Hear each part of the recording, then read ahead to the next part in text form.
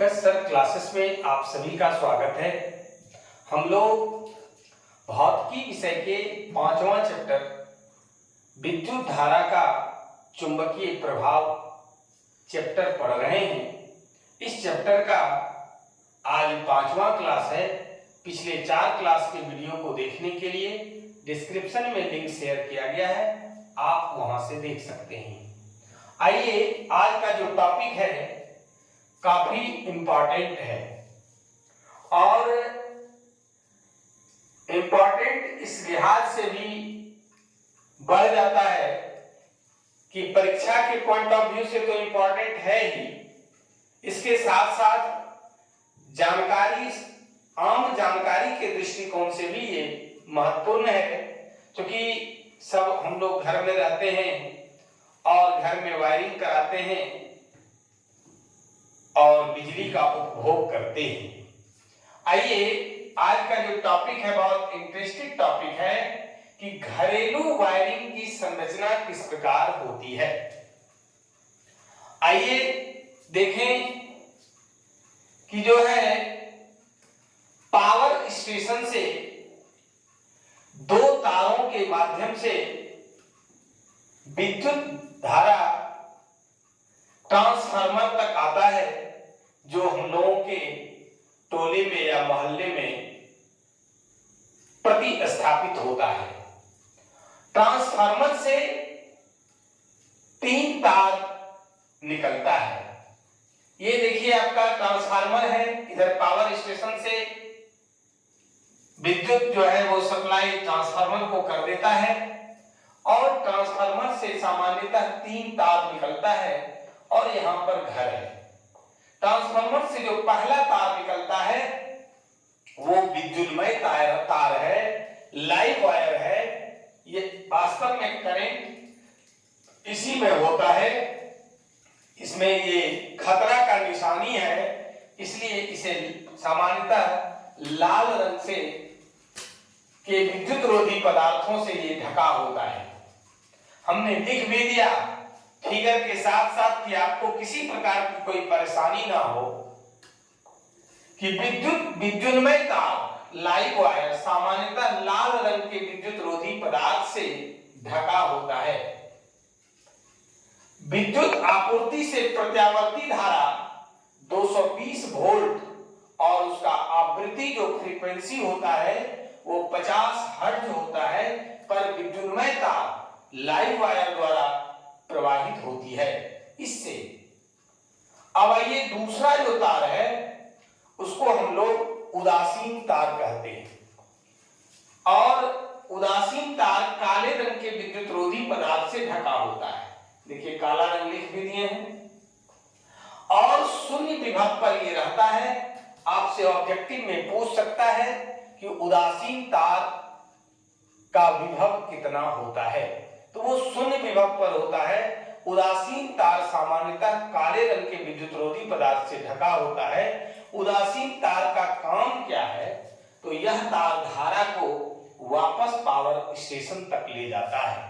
Transformer से घर तक जो भी विद्युत धारा का परिमाण गया, घर में जो भी विद्युत उपकरण लगा हुआ है वहां जो आप उपयोग कर लिए और रेस्ट जो बच जाता है वो वापस फिर ट्रांसफार्मर तक इसी उदासीन तार के माध्यम से काला रंग के जो विद्युत रोधी पदार्थ से ढके तार होता है, इसी तार के माध्यम से चला जाता है फिर पुनः ट्रांसफार्मर में। इसके बाद है तीसरा जो तार है वो भू तार है, अर्थ वायर है, जिसको कि हम लोग प्रायः अब तो आपका ऊपर से पॉल से भी आने की व्यवस्था है, या जहां नहीं है लोग क्या करते हैं कि जमीन में थोड़ा नीचे तक तार को ले जाते हैं और धातु की कोई प्लेट डाल करके और ये भूतार को कनेक्ट किया जाता है। तो आइए इसके बारे में जानें। भूतार या अर्थ वायर सामान्यतः हरे रंग के विद्युत रोधी पदार्थ से ढका होता है। यहां भी देख लीजिए, भूतार सुरक्षा की दृष्टि से लगा होता है। ये सुरक्षा की दृष्टि से लगा होता है। हम लोगों ने 3 तरह के तार को देखा। पहला है विद्युतमय तार, लाइव वायर, जो खतरे का निशानी है, डायरेक्ट अगर आप छूते हैं तो वो खतरा आपको करंट मार देगा। इस स्थिति में वो लाल रंग के विद्युत रोधी पदार्थ से ढका होता है। दूसरा तरह का जो है वो उदासीन तार है, वो काला रंग के विद्युत रोधी पदार्थ से ढका होता है और उसका काम है कि बचा हुआ जो सप्लाई है उसको पुनः ट्रांसफार्मर तक पहुंचाता है। और तीसरा जो है वो है भूतार, और वो सामान्यतः हरे रंग के विद्युत रोधी पदार्थ से ढका होता है और ये सुरक्षा के दृष्टिकोण से इसको लगाया जाता है। अब देखिए एक इंपॉर्टेंट लाइन है जो ऑब्जेक्टिव के ख्याल से बहुत इंपॉर्टेंट होता है कि प्रत्येक परिपथ में विद्युत उपकरण विद्युन्मय तथा उदासीन तारों के बीच, जो भी परिपथ हम लोग घर में लगाते हैं जो परिपथ में जो विद्युत उपकरण घर में लगाते हैं वो विद्युन्मय यानी लाइव वायर तथा उदासीन तारों के बीच समांतर क्रम में जुड़े होते हैं। ये आपका ऑब्जेक्टिव के लिए बहुत ही इंपॉर्टेंट है। अगला जो प्रश्न है कि अति भारण किसे कहते हैं, ओवरलोडिंग किसे कहते हैं। यदि उपकरणों की कुल शक्ति एक स्वीकृत सीमा फिक्स किया हुआ रहता है और उस स्वीकृत सीमा से अगर बढ़ जाती है तो उपकरण आवश्यकता से अधिक धारा खींचते हैं और इसे ही अति भारण कहा जाता है। फिर से समझिए कि यदि उपकरणों की कुल शक्ति स्वीकृत सीमा से बढ़ जाती है तो उपकरण आवश्यकता से अधिक, जरूरत से ज्यादा धारा खींचने लगते हैं और इसे ही ओवरलोडिंग, अति भारण कहा जाता है। अगला जो प्रश्न है वो है कि लघुपथन क्या है, शॉर्ट सर्किटिंग क्या है। नाम सुने हमने, शॉर्ट सर्किट हो गया। क्या है, बहुत ही आसान है कि कभी कभी तारों के विद्युत रोधी परत के खराब या क्षतिग्रस्त हो जाने से जो भी विद्युत रोधी पदार्थ से कोटेड रहता है, ढका रहता है, वो कभी कभी होता है कि हट जाता है, खराब हो जाता है और आपस में तार क्या होता है, संपर्क में आ जाता है, सट जाता है।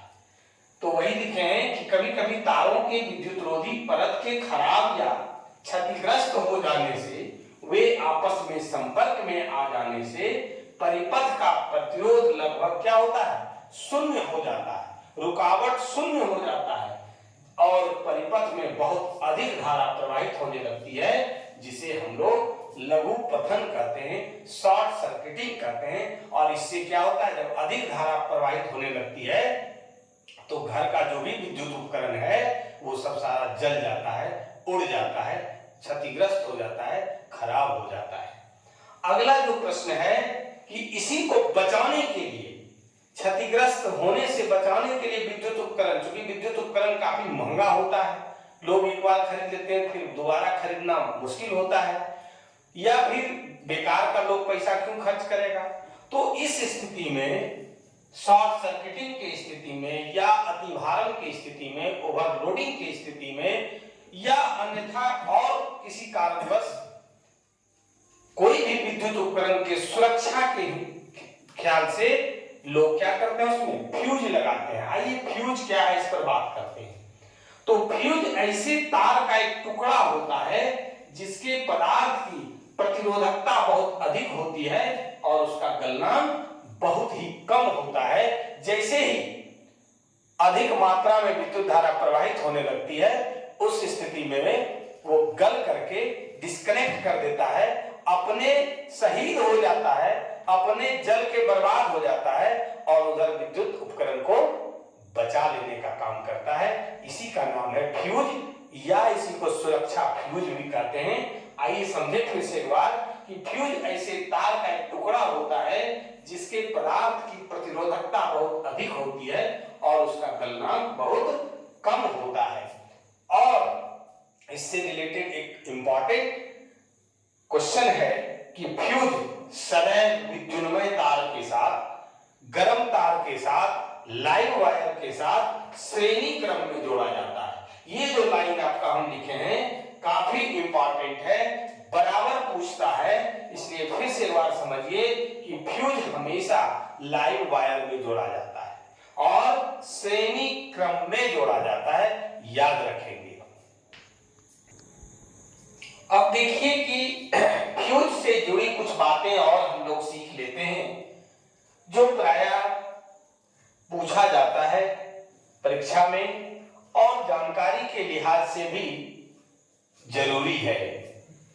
15 एम्पियर के परिपथ में फ्यूज का तार मोटा होता है। 15 एम्पियर का जो परिपथ होता है उसमें फ्यूज का तार मोटा होता है और वह 15 एम्पियर अनुमतांक यानी रेटिंग का होता है।